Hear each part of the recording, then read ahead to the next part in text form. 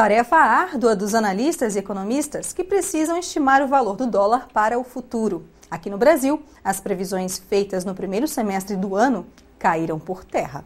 No início deste ano, quem arriscou a cotação do dólar para o futuro teve que rever os cálculos. Com a reviravolta no mercado de câmbio em setembro, muita gente foi pega de surpresa e todas as estimativas para o preço do dólar foram alteradas. Uma referência é o Boletim Focus, divulgado toda semana pelo Banco Central, que consulta economistas e analistas de mercado. No último relatório divulgado, a projeção para o dólar até o fim deste ano é a cotação a R$ 1,75.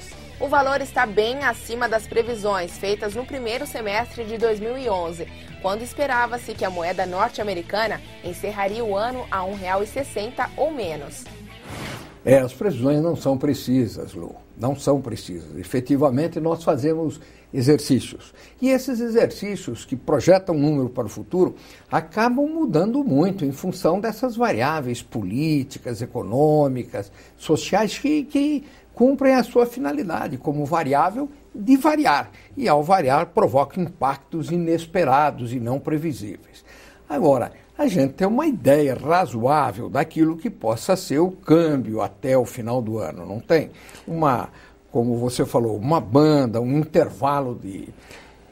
O grande problema ou seja, o câmbio foi em todo o plano, ou seja, desde o Fernando Henrique para cá, de 1999, quando foi criado o câmbio flutuante no Brasil, e principalmente no governo Lula, o câmbio foi a grande âncora da inflação. Ou seja, o real valorizado permitia que as empresas e o comércio, de uma maneira geral, importassem produtos de toda a ordem com um câmbio que o real valorizado, e isso nos permitia sanar o problema do passado, ou seja, de correr atrás da inflação. Com esse fato, o que aconteceu? Nós crescemos, ou seja, a classe média teve acesso a uma série de produtos importados, sim, cada vez com preços mais competitivos. A agricultura em especial, todo mundo reclamava, mas você consegue comprar os insumos ao preço de dólar que você exporta. Quer dizer, então, na realidade, ganhou-se inclusive no preço das commodities e o Brasil teve aí uma tranquilidade em função do câmbio efetivamente dentro do que se esperava, uma moeda administrada. Para as empresas industriais foi terrível, porque aumentou muito a concorrência com produtos importados e os seus preços acabaram ficando prejudicados. Já se fala claramente, hoje, abertamente, numa desindustrialização muito forte, não é verdade? Sem dúvida. Esse mesmo fato aconteceu com a Holanda na década de 70, em que os holandeses tinham uma moeda supervalorizada e eram os maiores produtores de gás natural da Europa. Ou seja, hoje, e eles o que fizeram? Mantiveram a moeda forte, exportaram todas as suas indústrias, o que nós chamamos da doença holandesa, e um fato que vem acontecendo no Brasil, ou seja, exportamos para a China várias empresas, assim como para a Argentina e outros lugares em que hoje você importa produtos que poderiam estar sendo produzidos aqui. Calçados agora até para a América Central, não é verdade? Nós estamos perdendo empregos importantes no Brasil porque as nossas fábricas acabam saindo à busca de um custo menor. O que tem, por exemplo, a Alpargatas colocou uma fábrica na China e outras empresas brasileiras. Agora, a Itália conseguiu reverter um quadro desse. Em que situação? Hoje você compra um sapato de grife italiana que você paga lá uma fortuna, mas é um sapato feito à mão e que você gera emprego. Diferente dos sapatos chineses que você compra e anda 10 dias e o sapato estoura. Uma chuvinha ele derrete. Exatamente, essa é a grande diferença entre um produto e outro. É verdade. E talvez a gente tivesse que movimentar o Brasil como a qualidade que nós tínhamos da Samelo e de outros produtos, que você fazia um sapato diferenciado e que hoje um par de sapato de cromo alemão gira aí em torno de R$1.000 por aí assim. Claro. Nós temos ainda um problema dos investimentos externos diretos e aí com uma vinda, um fluxo grande de capital para investimentos aqui, geradores de empresa. O câmbio atrapalha ou ajuda?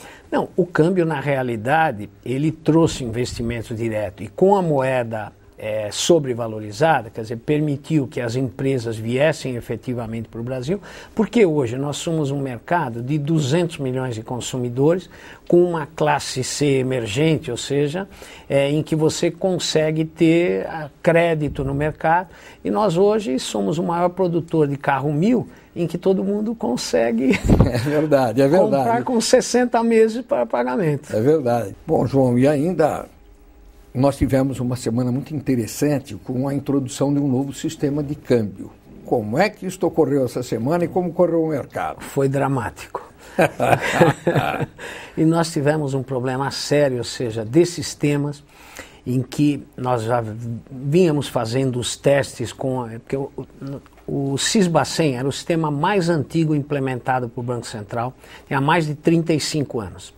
E esse sistema não conseguia mais receber todas as mensagens de câmbio, porque o Brasil saiu daquela época de $1 bilhão por mês de exportação para $1 bilhão por dia hoje. E a quantidade de contratos é absurdamente maior. Então o que acontece? E todo mundo foi se preparando e criando uns robozinhos que agrediam o sistema do Banco Central e que não tinha mais agilidade e nem espaço para crescimento. Sim. Então fomos para o mesmo sistema do SBB, o sistema de mensageria. Então você hoje transmite para o Banco Central alguns dados do contrato, o Banco Central replica para o banco, que replica para as corretoras, e nesse meio tempo havia uma perda de sinal, ou seja, eu passava, o banco dizia que não recebia a minha mensagem e o Banco Central enxergava a mensagem lá. O banco retransmitia confirmando o contrato de câmbio e eu não conseguia enxergar isso aqui. Deus do céu. E foi uma loucura. Nós tivemos dias de quase 50% do nosso movimento ter ficado para o dia posterior, com o apoio do Banco Central, sem que nós tivéssemos, ou as empresas, qualquer perda cambial. E graças a Deus hoje eu saí da corretora há instantes e a gente basicamente hoje é o primeiro dia que nós terminamos com todos os contratos formalizados já no novo sistema. Tá bem. João, no próximo bloco eu queria conversar um pouco sobre o câmbio de turismo, não para o turismo. Exato. Porque aí nós podemos falar um pouco também do impacto na vida das pessoas. Sem dúvida. É isso. E daqui a pouco, uma estimativa para o mercado de câmbio até o fim do ano e também em 2012. Informações para você planejar o futuro. Aqui no Cifras e Safras. Voltamos já.